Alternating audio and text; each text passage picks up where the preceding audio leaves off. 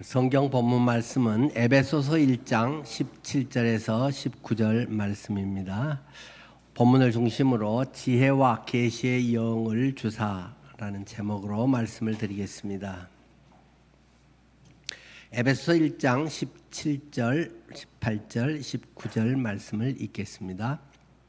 우리 주 예수 그리스도의 하나님, 영광의 아버지께서 지혜와 계시의 영을 너희에게 주사 하나님을 알게 하시고 너희 마음의 눈을 밝히사 그의 부르심의 소망이 무엇이며 성도 안에서 그 기업의 영광의 풍성함이 무엇이며 그의 힘의 위력으로 역사하심을 따라 믿는 우리에게 베푸신 능력의 지극히 크심이 어떠한 것을 너희로 알게 하시기를 구하노라.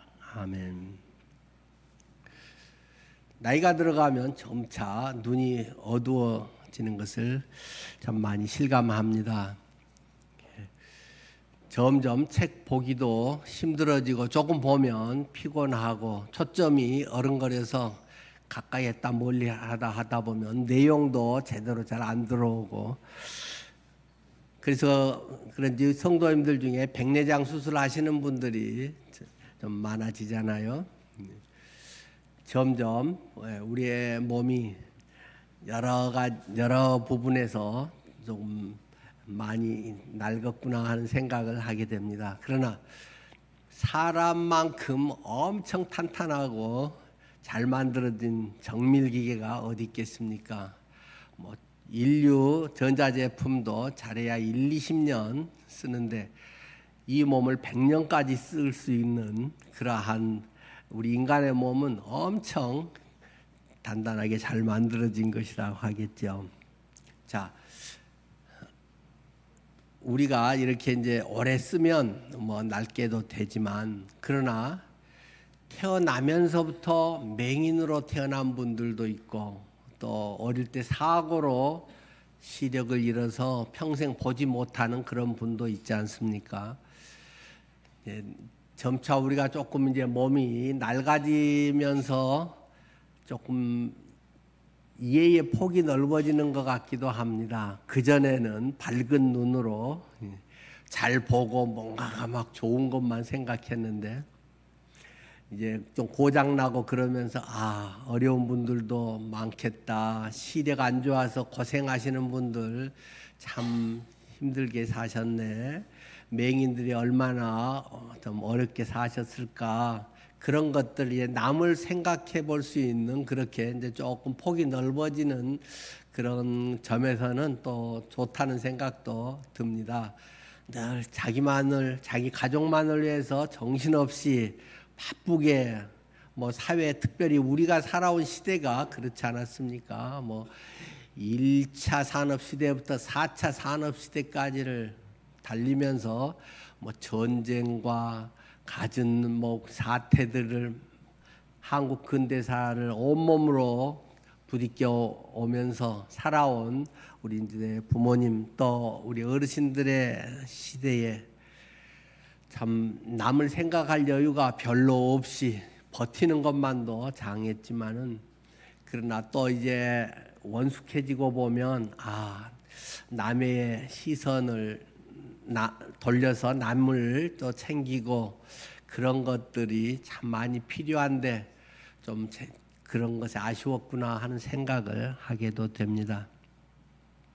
오늘 본문의 말씀에서는 지혜와 계시의 영을 너희에게 주사 너희 마음의 눈을 밝히사라고 이야기를 합니다. 그래서 너희로 알게 하시기를 구하노라. 우리가 알기 위해서는 열심히 공부하고 많이도 해야 되고 기본 한글도 알아야 되고 논리력도 있어야겠지만, 그것만으로 하나님에 대한 것은 알 수가 없습니다. 그래서 사도 바울은 지혜와 계시의 영을 하나님께서 너희에게 주사 알게 하기를 원하신다. 마음의 눈을 밝혀주셔서 알게 해주시기를 원하신다라고 기도합니다. 뭘 알까요? 하나님을 아는 것. 세상의 지식이나 정보는 뭐 다른 그런 거 없어도 얼마든지 알겠지요. 뭐 맹인도 알 수 있고 뭐 머리 좋은 사람은 더 잘 알 수 있고 하나님을 아는 것은 하나님의 지혜와 계시의 영으로 알게 된다. 마음의 눈을 밝혀서 부르심의 소망이 무엇인지, 내가 진짜 무슨 소망을 갖고 살아가는지, 소망이 뭔지, 하나님의 기업의 영광의 풍성함이 뭔지, 하나님이 우리에게 주신 유산의 그러한 영광의 풍성함이 뭔지 평생 못 경험하고 사는 사람이 대부분이죠. 근데 그것이 뭔지 또는 하나님의 힘의 능력으로 일하심을 따라서 믿는 사람에게 베풀어 주신다는 능력의 지극히 크심이 어떠한 것을 너희로 알게 하시기를 원한다. 그걸 알기 위해서는 지혜와 계시의 영, 즉 또 다른 말로 하면 마음의 눈이 밝아져야 하나님께서 계시의 영 성령으로 밝혀주셔야 아는 것이다. 그것은 공부로 지식으로 그냥 어떤 많이 열심히 한다고 알아지는 것이 아니다 라는 것을 사도 바울은 지금 이야기하고 있습니다. 자, 하나님께서 주님의 사람들 인도하고 문제를 해결하는 방식은 인간의 방법과 차원이 다른 것이다 라는 사실을 늘 기억을 해야 성경이 깨달아집니다. 그래서 때로는 세상적 삶의 원리나 방법과 전혀 다를 때가 있다는 사실입니다. 죄의 문제 해결, 죄책감에 대한 문제를 생각해 보십시다. 인간의 방법은 어떻게 해야 죄를 이기겠습니까? 안 해야지. 내가 죄 안 짓고 살아야지. 내가 이제 교회 다니는 사람인데, 내가 예수 믿는 사람인데, 이러면 안 되지. 이런 식으로 안 해야지 하면서 죄를 자꾸 누르려고 합니다. 그러나 그것은 스프링을 얼마가 누르고 있는 것과 비슷하다는 것입니다. 누르고 있는데 그것을 언제까지 누르나? 의지력 좋은 사람들은 뭐 한 달도 누를 수 있고 3개월, 3년도 누를 수 있을지 몰라도 손을 떼는 순간부터 그것은 튀어 올라오기 마련인 것이다. 그것은 자기개발서적인 방법이고 인간의 수양과 인간적인 무슨 열심으로 뭘 고치려고 해서 하는 방법에 불과한 것이지, 그것은 하나님이 우리에게 말씀하신 방법과는 전혀 다른 것이다. 하나님은 전혀 그렇게 하라고 하시지 않는다라는 것을 먼저 알아야 됩니다. 하나님의 방법은 죽여버리는 것입니다. 누르고 참고 이것이 아니라 죄인을 멸하는 것이라고 이야기합니다. 죄인이 죽어야 되는 것이다. 사형당해야 되는 것이지 누르고 참아서 되는 게 아니다 라는 것을 지금 이야기합니다. 많은 그리스도인들은 자기가 더 강해지고 열심히 하면 잘 되리라고 생각을 합니다. 겉으로 보이는 얼마는 그렇게 보일 수 있습니다. 그러나 그 결심을 하고 의지력을 그래서 강화하지만은 때는 하나님의 영광을 위하여라고 말씀을 이루기 위해서 한다고, 때로는 돈을 더 많이 벌고 더 성공해서 하나님을 영화롭게 하고 내가 예수 믿는 사람이 이렇게 잘 됐어요 그걸 보여주기 위해서 한다고 하지만 그것은 하나님을 믿는 방법과는 전혀 상관이 없는 것입니다. 자기에게 이익되는 것이지 하나님의 방법과 하나님이 이기고 하나님을 영화롭게 하는 것하고는 아무 상관이 없는 것입니다. 오히려 반대라는 것입니다. 하나님께서는 우리를 죄나 죄책감에서 해방시키는 방법은 점점 더 강하게 만들어주는 것이 아니라 점점 더 약하게 만드시는 것이 하나님의 방법이라고 성경은, 사도 바울은 그런 것에 대해서 아주 집중적으로 강조를 하고 있습니다. 우리가 뭘 더 잘 하도록 도우는 것이 아니라 완전히 죽게 한다는 것입니다. 물론 육체적인 이러한 질병의 문제, 그런 것은 좀 다른 문제죠.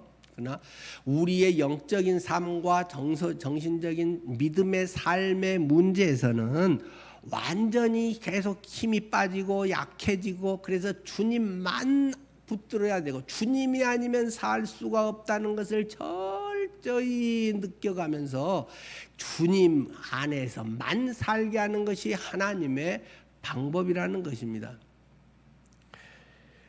이스라엘 백성들을 가나안 땅에 옮기시고 하나님께서 왜 그곳에 옮기셨는가? 좋은 땅으로 좀 대한민국 같이 사계절 있고 이런 데로 옮겨주지. 너희가 하나님만을 붙들고 살게 하기 위해서다라고 성경은 밝히고 있지 않습니까? 그리스도인의 삶은 이것도 하면 좋고 저것 하면 더 플러스가 되고 주님이 도와주면 더 좋고 이런 것이 아니라 싹 부르자로 밀어버리고 거기에 하나님만으로 할 수 있게 하는 것이 믿음의 삶이라고 우리에게 가르치고 있는 것입니다. 물에 빠진 사람 얘기 자주 하지 않습니까? 어설프게 빠져갖고 힘 있는 사람을 내가 건지겠다고 뛰어들었다가는 같이 그냥 오면 아이고 고마워요 구세주하고 탑석 끌어안고 죽어도 안 놔주고 그럼 같이 죽는다든지 오히려 구조에 방해가 된다. 물 먹을 만큼 먹고 가라앉았다 떴다 나 죽었어 할 정도 되고 아무 반응을 못할 정도 될 때 들어가서 손을 잡고 끌고 나오면 힘 별로 안 들이고 나오는데 살아있으면은 그렇게 하려고 할수록 더 발악을 하고 더 막 살겠다고 난리하기 때문에 같이 죽는다. 우리 그런 얘기만 늘 잘 알고 있지 않습니까? 하나님께서는 십자가로 예수 그리스도의 십자가의 죽음을 통해서 모든 죄된 것을 멸망시켜 버리셨습니다. 죽여버렸습니다. 하나도 남김없이 없애버렸습니다. 묻어 장사 지내버렸습니다. 썩은 냄새 풍기게 해버렸습니다. 그것은 죽어버렸습니다. 살 회생이 전혀 없습니다. 내가 예수님 믿은 이후에도 뭔가 내가 어쩌고 완전히 죽음을 철저히 경험하지 않으면 주님을 위해서 살 수도 없을 뿐만 아니라 그리스도인의 삶이 평생 고생거리가 되고 맙니다. 예수님의 십자가에서 완전히 멸망시키셨고 그 다음에는 부활을 통해서 이제는 죄의 부채가 없는 그랑 아무 걸릴 것이 없는 새 사람으로 완전히 새로 태어나게 해버리셨다는 것입니다. 그래서 복음이라고 하는 것은 십자가와 부활입니다. 십자가 부활 빼고 다른 것 하면 다 사기치는 것입니다. 기독교 이름으로 하는 것 중에 예수 그리스도의 십자가와 부활 외에 무슨 선행을 하고 무엇을 하고 어쩌고 그리스도의 향기고 다 그것이 만약에 십자가와 부활에 기초되지 않은 십자가와 부활에 의한 것이 아닌 것은 다 그냥 자기 만족일 뿐이고 세상적으로 그냥 자족에 불과한 것이지 아무 소용없는 일을 한 것과 차이가 없다는 것입니다. 모든 능력의 근원과 모든 하나님의 영광이 될 만한 것은 십자가와 부활을 통해서다. 지난주 설교에서 내가 십자가 예수 그리스도와 십자가 외에 다른 것은 알지 아니하기로 작정하였노라. 사도 바울 같은 인류대가 사도 바울 같은 열심이 있고 사도 바울 같이 최고의 스승 안에서 배운 이런 사람이 아는 게 세상 누구보다도 많은 그가 자랑할 것이 누구보다 많은 그가 한 업적도 어마어마하게 많은 그가 고린도 교회에 보낸 편지에서는 내가 그리스도와 십자가 외에는 다른 것을 알지 아니하기로 작정하였노라. 차원이 다른 문제고 다 합쳐도 그런 것들은 주님의 십자가와 부활에 대하면 발의 때만큼도 못한 것이다. 오히려 내가 그런 것을 배설물로 여긴다. 그런 건 똥이야. 그걸 귀하게 여겨 빨리 싸고 빨리 변기 내려서 흘려 보내버려야지. 그것을 무슨 보관을 하고 무슨 자랑을 하고 그런 정신 빠진 사람들이 있다. 그런 이야기를 바울은 계속적으로 서신서에서 이야기를 하고 있는 것입니다.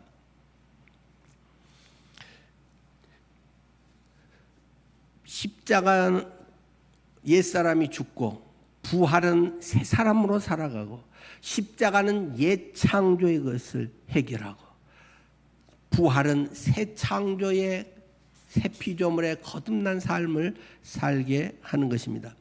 그래서 우리에게 지혜와 계시의 영을 주시고 마음의 눈을 밝히셔서 실상을 보게 하셨습니다. 계시가 무엇입니까?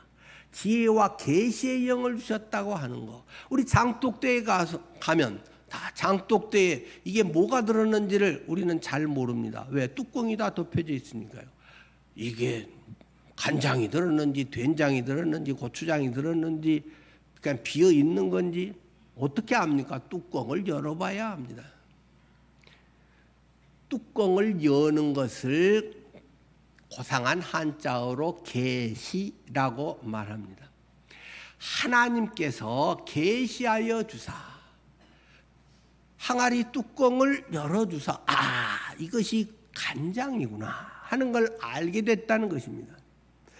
뚜껑을 열기 전에는, 하나님이 뚜껑을 열어주기 전에는 아무리 내가 생각을 해서 간장일 것 같아 된장일 것 같아 뭐 하고 찍기나 하고 있지 정확히 알 수가 없는 것입니다.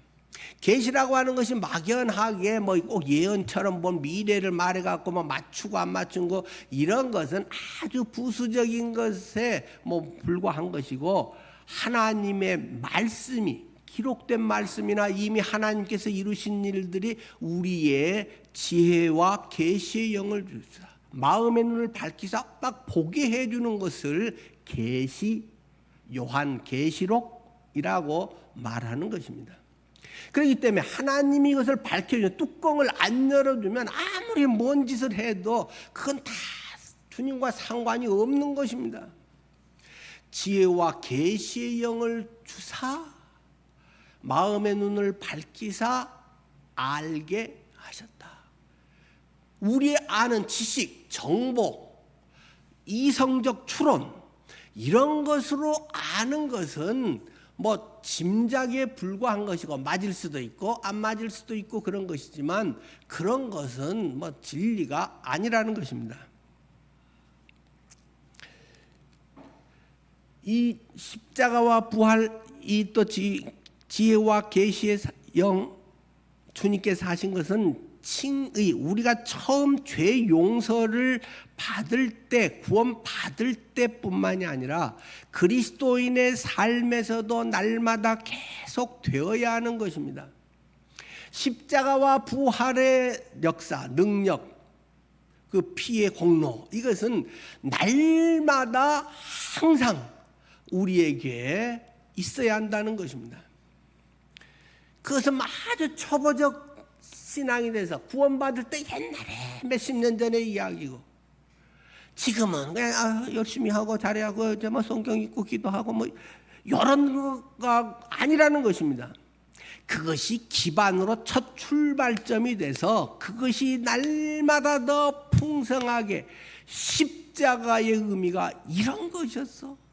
내가 예수의 십자가와 합하여 침례를 받았다는 게 이런 거구나. 오늘 시장에 나가서 자존심 상하고 기분 나쁘고 퉁명하고 바가지 쓰고 왔는데 이것들이 하고 막 서운한 것들이 예수님의 십자가가 이런 것이었어. 그것이 막 은혜가 되고 기쁨이 됩니다.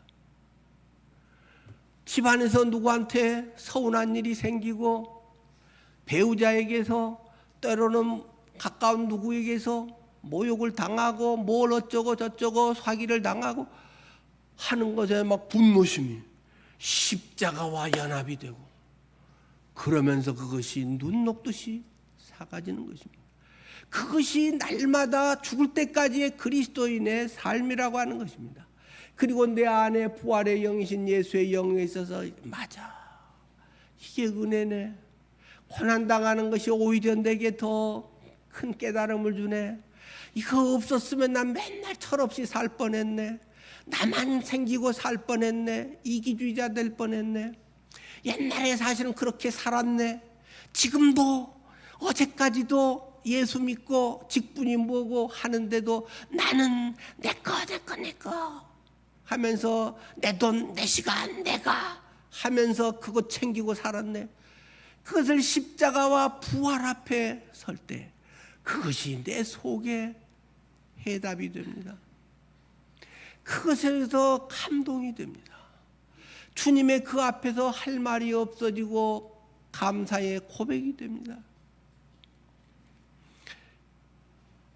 내 마음에 응어리지고 쓴뿌리가 있고 뭔가 트라우마가 있고 이런 것들이 그리스도의 십자가 앞에서 그리스도의 부활의 능력 앞에서 나를 새롭게 했는데 내 신분이 달라졌는데 내가 이런 걸로 왜 이렇게 열등감에 빠져 있어?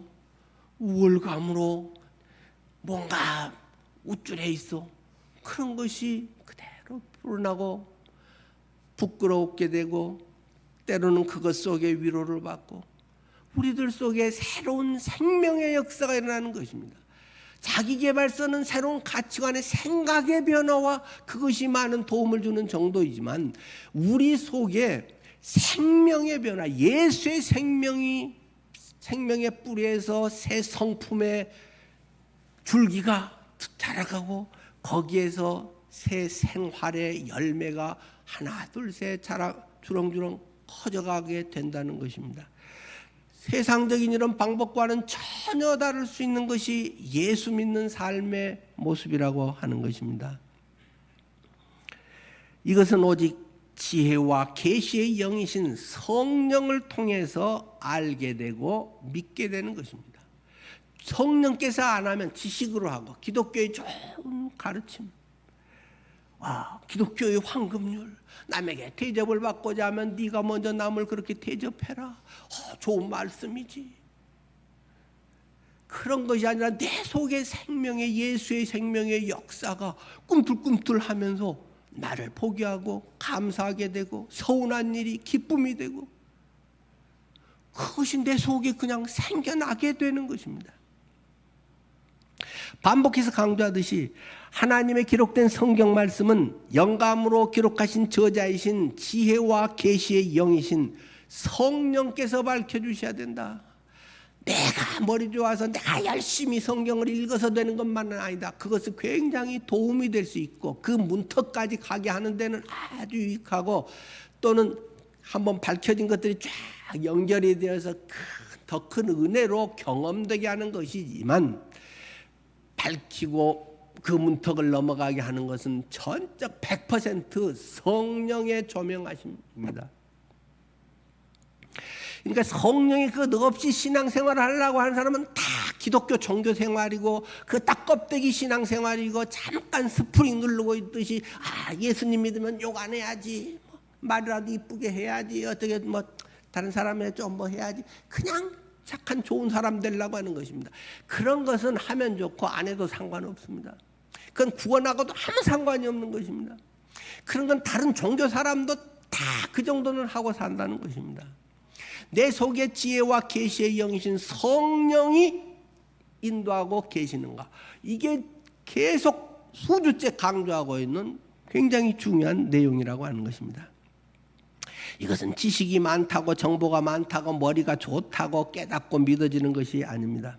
오히려 세상적으로 부족하다고 할지라도 이 은혜를 믿고 경험하게 된 것입니다. 사도 바울은 오히려 그렇게도 이야기하지 않습니까? 내가 세상에서 너희를 부르신 것을 봐라.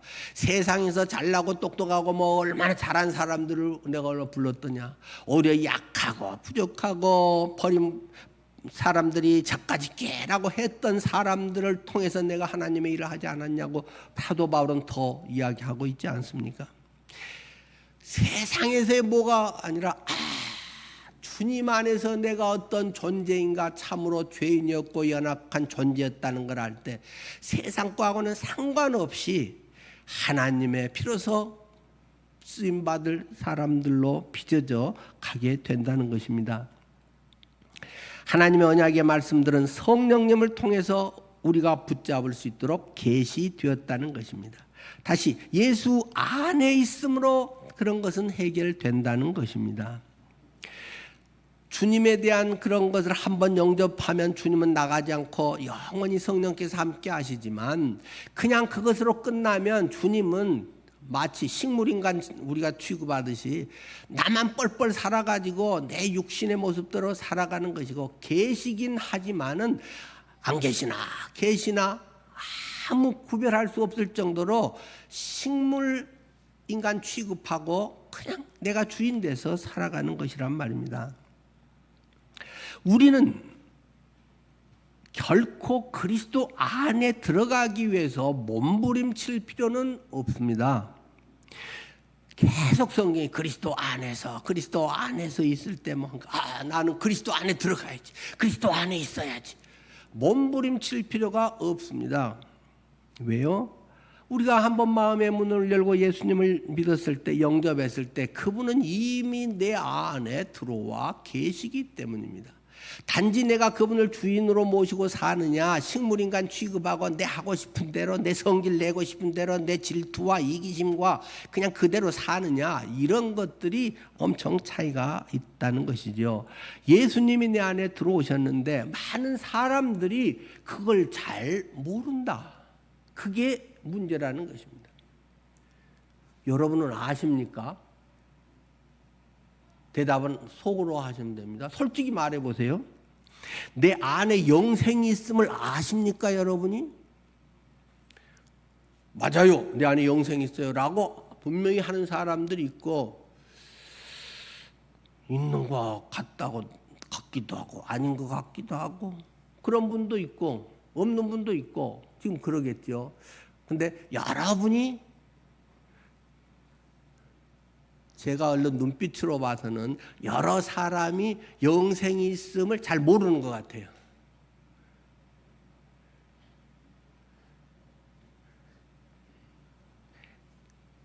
사도가 직접 목회할 때에도 그런 현상이 많았다는 것입니다. 그래서 요한 1서 5장 13절에는 이렇게 이야기하죠.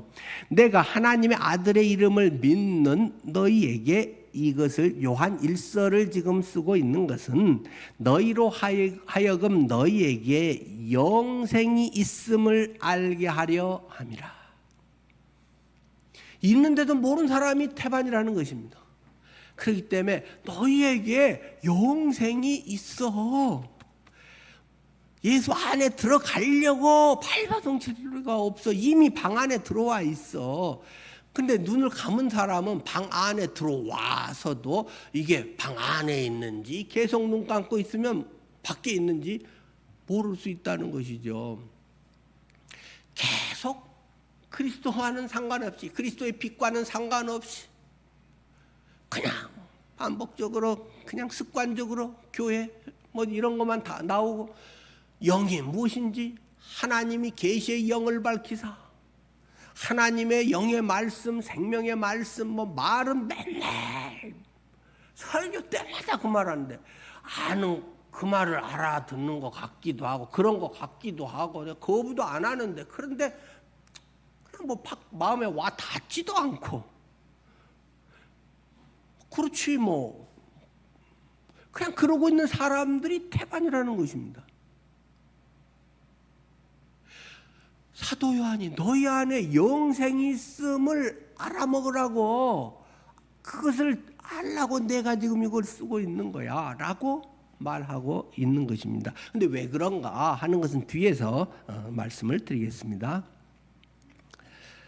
더욱 중요한 것은 우리가 그 안에 계속 머물러 있는 것이라는 사실입니다. 요한복음 15장 4, 5절 잘 아시죠? 내 안에 거하라, 나도 너희 안에 거하리라. 가지가 포도나무에 붙어있지 아니하면 스스로 열매를 맺을 수 없음 같이 너희도 내 안에 있지 아니하면 그러하리라. 나는 포도나무요 너희는 가지라. 그가 내 안에 내가 그 안에 거하면 사람이 열매를 많이 맺나니 나를 떠나서는 너희가 아무것도 할 수 없음이라. 조금밖에 못한다, 능력이 적다도 아니라 아무것도 할 수 없음이라. 여기서 또 강조한 건 포도나무에 붙어 있으라. 내 안에 거하면. 뭐 똑같은 말이죠. 아까 가지가 그 줄기에 나무에 붙어 있으라. 계속 붙어 있어야지. 오늘 잠깐 누가 검사 나올 때 잠깐 붙어 있다가, 그렇지 않으면 누가 가고 나면 도로 똑 떨어져 있다가, 그러면 빼빼 마른 삶이나 살고 위선자의 삶을 사는 거지, 거기에 무슨 열매가 맺히겠어요. 내 안에 거하면 그 속에서 계속 사는 것입니다. 그냥 붙어 있는 것입니다. 그렇다고 뭐 주 안에서 가만히 있더라, 교회만 나와서 가만히 있어라, 그런 말 아니라는 것은 뭐 수없이 말했고 또 말할 것입니다. 자, 이 열매를 맺는 것에는, 열매를 야고보서에서는 뭐라고 표현하나요? 뭐 똑같은 결과인데 행함이라고 표현을 합니다. 야고보서 2장 20절과 26절이죠. 아, 허탄한 사람아, 행함이 없는 믿음이 헛된 것인 줄 알고자 하느냐? 영혼 없는 몸이 죽은 것 같이 행함이 없는 믿음은 죽은 것이니라. 뭔가 행함으로 표현되지 않는 믿음이라고 하는 것은 뻥이야. 자기 착각이야. 그냥 어느 종교 교인이야. 그렇게 지금 이야기를 하고 있는 것이죠. 왜냐? 행함이라고 하는 것은 믿음에게서 오는 것이다. 믿음이 뭐라고요? 믿음은 하나됨입니다. 연합함입니다.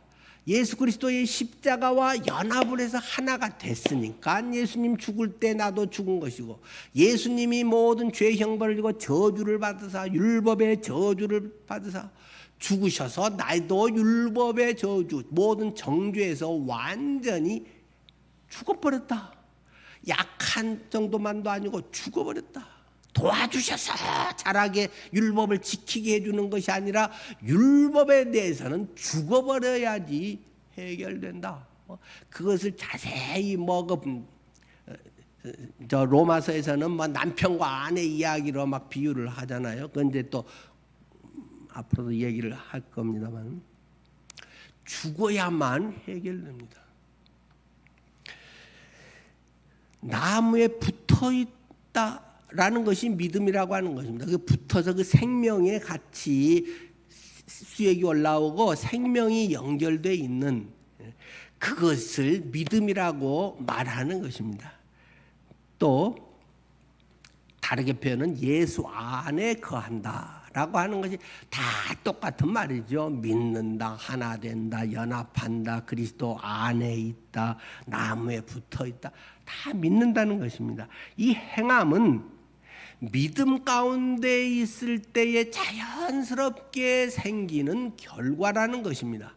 그렇기 때문에 지금 이 야고보가, 예수님의 친동생이었던 야고보가 행함을 강조하는 것은, 이런 행동해야지, 교회 다니면서 이것도 안 하냐, 뭐 이런 얘기를 하려고 하는 것이 아니라, 네 믿음이라고 하는 것이 믿어요라고 하는데 진짜인지 가짜인지를 어떻게 알겠냐?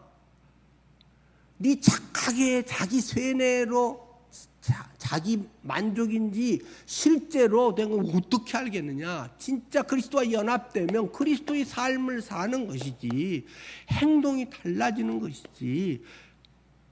우리 교회에서 가끔 어르신들은 눈치가 엄청 빠르잖아요. 근데 그래서 저한테 와서 물어보는 분이 있습니다. 목사님, 요새 누구하고 사귀어요? 이렇게 물어보는 분이 계십니다. 그래요? 어떻게 하셨어요? 뭔가 수상해요. 뭔가 서로 대화하는 게 틀리고 눈빛이 틀리고 요즘 이뻐져요. 그리고 표정이 밝아졌어요. 그런 게 많아졌으면 좋겠습니다. 근데 요새는 우리 교회 남자 청년들이 없어갖고 그런 거리가 별로 없어 아쉽네요. 네. 주님 안에서의 그런 것은 사랑과 참 비슷합니다. 사랑을 하면은 달라지잖아요. 예수를 믿으면 표정이 달라져요. 예수 믿었는데 계속 늘 표정이 경직돼 있다. 이뻐지고 더 잘 웃고 다른 사람들이 좀 기분 나쁘게 해도 괜찮아, 그럴 수 있지, 이렇게 받아주고, 좀 남이 힘든 건 내가 할게 하고 이런 게 자연스럽게 나오는 것입니다. 그렇게 해야지가 아니고, 사랑하는 사람은 우리 만난 지 100일 그러면 뭔가 100일에 막 해주고 싶어서 몰래 깜짝 이벤트를 하려고 돈을 모으기도 하고, 뭐 어디 가자, 별것도 아니야 해갖고 막 서프라이즈 해갖고 막 풍선을 불어놓고 또는 막 뭘 반지를 해가지고 막 주고, 돈도 못 버는 때에도 뭔가를 해서 막 주고 싶어 하고 뭔가를 해주고 싶은 것입니다. 왜요? 사랑하니까. 사랑은 가만히 있을 수가 없게 한다는 것입니다. 자꾸 전화가 하고 싶다는 것입니다. 자꾸 만나고 싶다는 것입니다. 예수의 사랑이 내 안에 있고 내가 예수 안에 거하면 뭔가 가만히 있을 수가 없습니다. 뭔가 손해보고 싶어집니다. 뭔가 다른 사람에게 막 좋은 말을 하고 싶어집니다. 다른 사람의 안 좋은 것을 보기보다 저 사람이 이렇게 요새는 이렇게도 해 하고 기특하고 엄청 이뻐진다는 것입니다. 우리 유성 형제가 이제 아침 밥을 안 먹고 오면 이제 저는 교회에 이제 있던 컵라면 이렇게 줘서 이제 떨어지니까 요새는 자기가 이제 유성이 이제 여기 있구나, 자기 이야기 한 줄 알고 지금 똑똑히 보고 있네. 예, 이제 컵라면을 막 박스로, 근데 약간 이제 그런 개념이 정확히 안 쳤기 때문에 막 엄청 사왔어요. 그러니까 배움터에도 누가 이제 넣을 데도 없어갖고 제 그 목양실 책상 밑에도 지금 쌓아놓고 뭐 그랬는데, 무조건 골라갖고 그냥 돈 개념이 별로 없으니까 카드만 주인한테 주면 주인이 카드 이제 이렇게 해서 이제 통장에서 그냥 빠져나가니까 하는데, 오늘 홈런볼을 한 박스를 사왔습니다. 이건 뭐하러 이거 사왔니? 우리 주희랑 애들 주려고요. 그러면서 홈런볼 한 박스를 딱 대홈터에 아까 갖다 놨습니다. 교회에서도 애들 사주는데 뭐 안 해도 돼. 왜 사왔어? 그러니까 애들이 귀여워서요. 그리고 애들 지금 여기 3층에 갖다 줬습니다. 교회에서 주고 안 해도 되는데, 물론 이제 여러 가지의 그런 것도 뭐 있을 수 있지만은 단순하게 보면 지도 수하면서 애들 주고 싶다고 한 박스로 그냥 사왔어요. 그러고 줬어요. 그런 거 아닐까요? 내 자녀가 너무 사랑하고 이쁘면 집에 들어가면서 야, 요놈들 치킨 한 마리 사갈까? 뭐 요새는 이제 전화하면 뭐 더 따뜻하게 잘 뭐 택배가 되지만은 뭐 요거 사갈까? 맛있는 찐빵집 앞을 지나가면서 찐빵을 한 보따리 사갖고 들어가기도 하고, 안 사가지고 가도 돼요. 나의 용돈도 부족해요. 그런데 막 해주고 싶단 말입니다. 예수의 생명이 내 안에 있으면 스스로 경험돼요. 그런 마음이 막 생겨요. 월요일은 찐빵 사갖고 들어가는 날, 화요일은 치킨 주문해 주는 날, 이렇게 뭐 스케줄표 안 정해도 아빠가 하고 싶어집니다. 예수를 믿으면 뭐 교회든 또는 다른 뭐에든 부부간에든 말을 이쁘게 하고 싶고 고맙다는 말을 하고 싶고 편지를 쓰고 싶고 카톡을 남기고 싶고 그러고 싶어지잖아요. 다행히 제가 카드 갖다 놓은 거 전부 다 가져가셨대요. 그 가져가서 꼭 잘 써갖고 전달해 주시기 바랍니다. 근데 그런 게 없다? 부부지요. 자식이지요. 근데 재미없잖아요. 법적으로 습관적으로 그냥 사는 거잖아요. 자식들 키워야 되니까 살고, 얘들 결혼식 할 때 그래도 부모 이혼했단 말은 안 듣게 해야 되니까 결혼식 할 때까지는 참아줄게. 그런 사람도 있다네요. 예수를 믿으면 뭐 이러니까 해줄게, 이렇게 하고 그런 게 아니고 그냥 하고 싶어지는 것입니다. 은혜 영성의 파워책에 뭐 간단한 내용이잖아요. 은혜라고 하는 것은 그걸 받으면 하고 싶어진다. 자꾸 말려도 하고 싶어진다. 안 해도 돼 해도 뭔가 하고 싶어진다. 내 안에 계신 성령님께서 나를 통해서 뭔가 일하신다. 성령님은 손발이 없다. 영이시기 때문에 손발이 없으니까 내 입을 사용해서 다른 사람을 격려하고 내 손을 사용해서 다른 사람의 무거운 짐을 지게 하고 다른 사람과 동행하게 하신다. 그게 예수 믿는 사람들의 자연스러운 삶의 모습 아니겠습니까? 그것을 행함이라. 그렇기 때문에 행함이 없는, 밖으로 표현이 안 되네? 진짜로 믿는 사람일까? 사랑이 있나? 그것을 우리가 짐작할 수 있는 것이죠. 자, 이제 좀 더 구체적으로 봅시다. 우리가 그리스도의 생명을 경험하기 위해서는 어떻게 해야 되겠습니까? 많은 사람들이 그리스도의 생명을 경험하고 싶어 합니다. 하나님 자녀로서의 뭘 하고 싶어 합니다. 살고 싶어 합니다. 그러나 엄청 막연합니다. 개념뿐입니다. 쉽게 설명을 드리겠습니다. 우리 삶의 모든 영역에서 자신의 모든 권리를 포기하고 하나님의 절대적인 주권에 순종하면 경험하게 됩니다. 그리스도인의 삶이 사라집니다. 다시 한번요. 엄청 중요하니까 내 인생의 모든 영역에서 짜투리 좀 잘라가지고 말고 시간 날 때 말고 하고 싶은 건 한 다음에 말고 요거는 누구도 노타치 말고 모든 내 인생의 영역에서 나의 모든 권리를 포기하고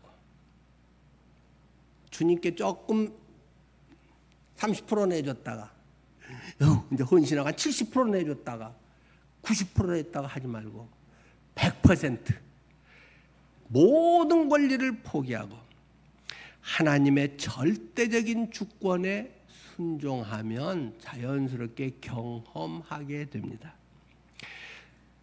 이것을 전적으로 주관하시는 분이 전능자 하나님이시다. 전지하셔서 다 아시는 분이다. 이 주가가 내릴지 떨어질지 다 아시는 분은 하나님이시다. 이 무엇이 부동산이 오르고 내리고 자녀가 앞으로 성공할지 무슨 사고가 날지 뭐가 아플지도 다 아시는 분은 하나님이시다. 잘 된 것 같았는데 그게 나중에 더 큰 재앙이 될지 아니면 지금은 실패 같고 별 볼 일 없는 것 같은데 그것이 정말 좋은 것이 되는지 다 아시는 분도 전지하신 전능하신 하나님이다. 하나님의 절대적인 주권을 인정하고 맡기는 것입니다. 그러면 예수의 생명이 경험이 되네요. 자동으로 경험이 됩니다. 그게 신앙입니다. 그렇지 않으면 성령님께서 임재하셨을지라도 하나님의 능력을 경험할 수가 없습니다. 지금 이 자리에는 성령이 임재하고 계십니다. 우리의 찬양 가운데 성령이 임재하셨습니다. 기도 가운데 성령이 임재하셨습니다. 이 설교 가운데 성령이 지금 임재하고 계십니다. 그러면 어떤 사람은 그것이 하나님의 말씀으로 맞아요. 내가 오래 갈등하면서 오랫동안 맨날 그렇게 살면서 안 그래야 되는데 그거의 답이었네요. 맞아요 주님 하면서도 마음이 탁 평안이 들고 확신이 생기면서 그게 어려운 것 같은데 그게 진짜 쉬운 건데 이런 사람이 있고 맨날 그 소리 하네. 그러면 나는 어쩌라고? 나는 뭐야? 이런 사람이 있고 성령은 이 시간 임재하고 계시지만 나의 모든 영역에서 내 모든 권리를 포기하고 절대적인 하나님의 주권에 순종하면 그것이 경험이 되는 것이고, 그렇지 않으면 뻔한 소리, 맨날 저 소리만 하냐, 재미도 없어. 그러다가 밤낮 1년, 10년, 20년 교회 생활하다가 그냥 주님 앞에 가게 되는 것입니다. 내가 예수의 생명을 경험하고 사는데 내 속에 환희가 있는지, 하나님의 말씀의 음성의 확신과 기쁨이 내 속에서 막 생기면서 솟구치는 건 자기가 알죠. 그걸 누가 가르쳐 주겠습니까? 자기가 압니다. 삐딱한 생각이 많이 들고 부정적인 생각이 많이 들고, 그래서 뭐야 나는 뭐 왜 나한테는 잘 안 해주는 거야. 밤낮 그렇게 하다가 그냥 죽을 거예요. 그 뭐 신앙생활 오래든 직분이든 아무 상관이 없습니다. 내 속에 성령께서 지혜와 계시의 영을 주사 마음의 눈을 밝히셔서 알게 하시는 것입니다. 그것은 신비입니다. 목자가 설득을 잘해서 알게 되고 그렇지 않습니다. 지난 시간에도 이야기하듯이, 바울 사도가 이야기하듯이, 내 말과 내 전도함이 설득력 있는 지혜의 말로 하지 아니하고 내 안에 성령의 나타나심과 능력으로 하였나니, 성령의 나타나심과 능력으로 되는 것이지 설득력 있는 말, 감동, 그런 것은 얼마 동안에 도움이 되고 생각의 전환을 하는데 도움을 줍니다. 그러나 내 마음에 참된 힘과 기쁨과 능력과 의욕과 막 하고 싶은 마음이 막 뭔가가 생겨서 막 이런 것들은 성령의, 예수의 생명의 능력 경험하면 성령의 능력에 의해서 되는 것입니다. 그렇지 않으면 자꾸 뭐 채점표나 만들어가지고 뭐 점수나 매기고 있습니다. 누구 집사님 이래서 뭐 이거 좋고 나쁘고 잘하고 어떠고 지난번 서운하게 하고 어쩌고 저쩌고. 나이 들면 이제 일도 없으니까 그렇지 않아도 자꾸 신체가 시원찮아지고 몸이 약해지고, 그러니까는 또 옛날에는 막 정신없이 막 먹고 살아야 되니까 살았는데 이제는 별로 없으니까 밤낮 서운하고 안 좋은 걸 주야로 묵상을 합니다. 잠이 안 오니까 밤낮 생각하면 그때, 아니 누구가 왜 나를 보면서 눈빛이 그랬어? 나한테 서운한 게 있나? 아니 지가 나한테 왜 말을 이렇게 해? 그런 것만 계속 묵상을 하면서 영적으로 타락해 가는 것입니다.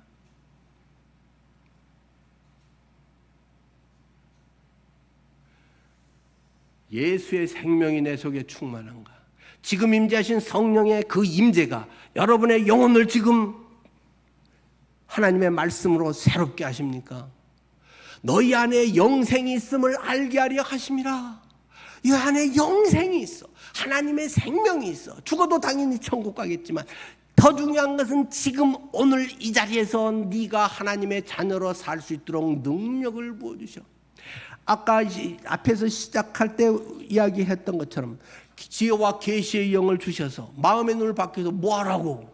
하나님을 알게 하시고, 부르심의 소망이 무엇인지라고 소명자의 삶을 살게 하시고, 아니면 내가 죽으면 끝이다가 아니라 소망을 가지고 주님의 재림을 사모하고 이 세상에 살면서 소망 가운데 고난이든 뭐든 이기고 살게 하고, 기업의 영광의 풍성함이 얼마나 대단한가를 알게 하시고, 하나님이 우리에게 주신 그 유업, 유산들이 그걸 얼마나 영화롭고 그게 얼마나 풍성한데, 돈 조금 손해보고 조금 누구한테 서운하고 뭐 조금 누구한테 대접 못 받고 자존심 상하고 그것은 묵상하고 있고, 하나님의 이런 영광의 풍성이 얼마나 많은지, 얼마나 좋아 죽겠는지.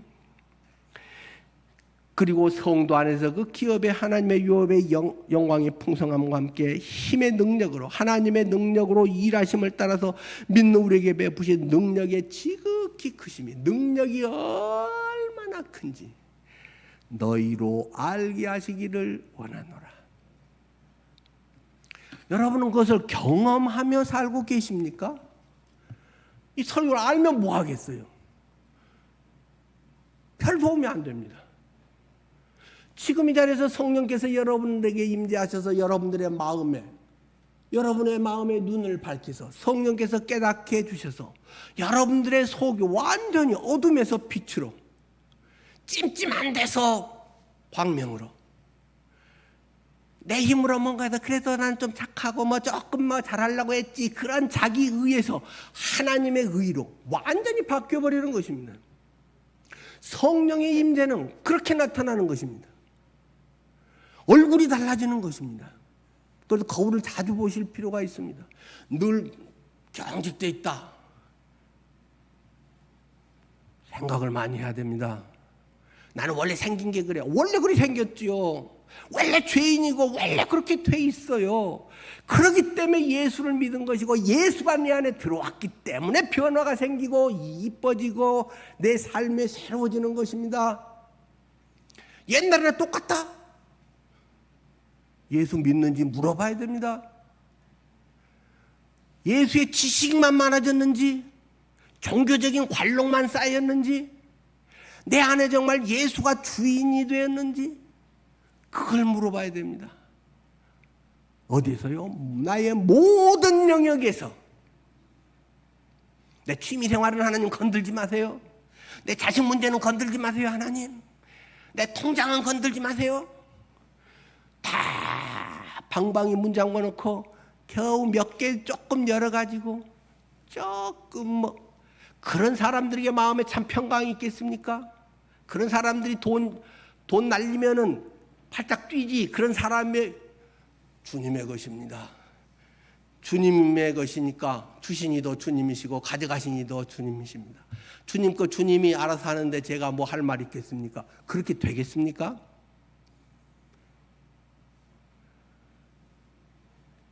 누가 주인입니까? 그것은 지혜와 계시의 영을 밝혀주셔야 합니다. 세뇌에서 되는 거 아닙니다. 종교 교육으로 되는 거 아닙니다. 내 안에 어둠, 돈 좋아하고 내것 이기적인 거, 자존심, 자아실현, 그런 것을 목적으로 살았던 사람이 하나님 마음대로 하세요. 주님 거라며요. 나는 뭉개져도 괜찮아요. 어떻게 돼도 괜찮아요. 천국이나 데려다 준다며요. 천국은 좋은 데라며요. 주님 다시 오신다면서요. 그걸 통해서 백합이 가시나무에 백합화 예수 향기 날리니, 가시밭에 피어있는 백합화에 바람이 불면 이리 휘둘리고 저리 휘둘려서 백합, 그 열한 백합이 갈갈이 찢어져 갖고 뭉개지는데, 그럴수록 진한 백합의 향기는 바람을 타고 십리 밖에까지 날아간답니다. 나는 가시 안 찔리게 해주세요. 주님 보호해 주셔서 털끝 하나도 상하지 않게 해주세요. 이런 기도를 하는 사람과 주님이 주인입니다. 구원이 무엇이냐? 너희가 예수를 주로 시인하고 하나님께서 예수님을 죽은 자 가운데서 살리신 부활을 내 마음에 믿으면 구원을 얻으리라. 구원받는 건 아주 초보의 뭐가 아니고 날마다의 살면서 예수를 나의 주인님이라고 부르는 것이다. 네 돈의 주인이 예수님이야. 네 시간의 주인이 예수님이야. 네 건강의 주인이 예수님이야. 내가 지키고 보장할 수 있는 건 아무것도 없다. 내가 꼭 잘못해서가 아니라 나는 아무것도 잘못한 것도 없고 아주 성실한 카드를 쓰는데 롯데카드에서 문자가 날라왔습니다. 고객님의 정보가 유출이 됐습니다. 나보고 어쩌라고. 내가 뭔 잘못했다고. 나는 아무 잘못도 안 했는데 롯데카드에서 지들이 잘못한 것이, 잘못하면 내가 손해볼 수도 있단 말입니다. 근데 뭐 거기서는 혹시라도 부주에 그런 일이 생기면 다 우리가 보상하겠습니다라고 써지긴 했대요. 인생에서는 내가 혼자 잘한다고 다 유지되는 거 아닌가 아시잖아요. 내가 교통질서 잘 지킨다고 어떤 미친놈이 음주운전으로 해서 중앙선 넘어서 받아버린단 말입니다. 그 지는 살고 나나 우리 자식들이 죽어버렸단 말입니다. 세상은 그런 일이 얼마든지 일어날 수 있습니다. 나는 멀쩡하게 성실히 잘하는데 저기 나쁜 놈들이 전쟁을 일으켜가지고 막 우리 아파트에다가 폭탄을 터뜨리고 막 핵폭탄으로 막 겁을 준단 말입니다. 누구도 인생에서는 자기 힘으로 지킬 수가 없습니다. 장담할 수가 없습니다.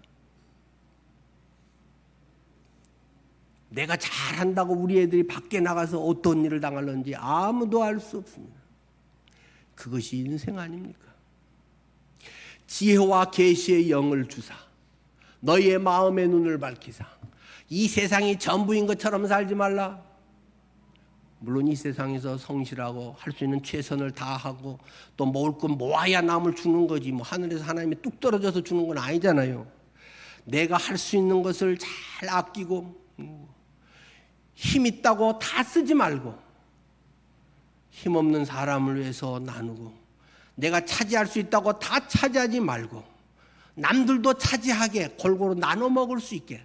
나는 조금 더 많으면 더 좋겠지만 더 성숙한 사람은 내가 좀 더 손해보고 그런 게 우리의 삶 아니겠어요?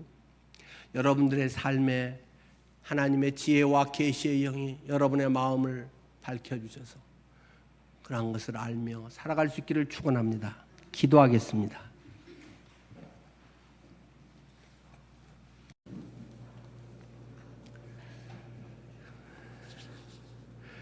하나님, 내일 일을 알지 못하는 인생이기라기보다도 더 최고의 것이 예비되어 있기 때문에 그리고 예수님을 죽이면서까지 나를 정말 사랑하신 하나님, 내 권리를 포기하고 절대주권에 맡길 때 우리는 그것에 겁먹고 두려워하지만 정말 나를 사랑하셔서 더 좋은 것을 더 못 줘서 안 달라시는 하나님, 인간 못된 부모라도 자치 자식에게는 그렇게 할 줄 알거든 하나님은 얼마나 너희들에게 더 좋은 것으로 주시겠냐고 말씀하신 하나님, 우리가 그 주님의 심정 그것을 알게 해 주십시오. 그리하여 담대하게 살아가게 해 주십시오. 예수님 이름으로 기도드립니다.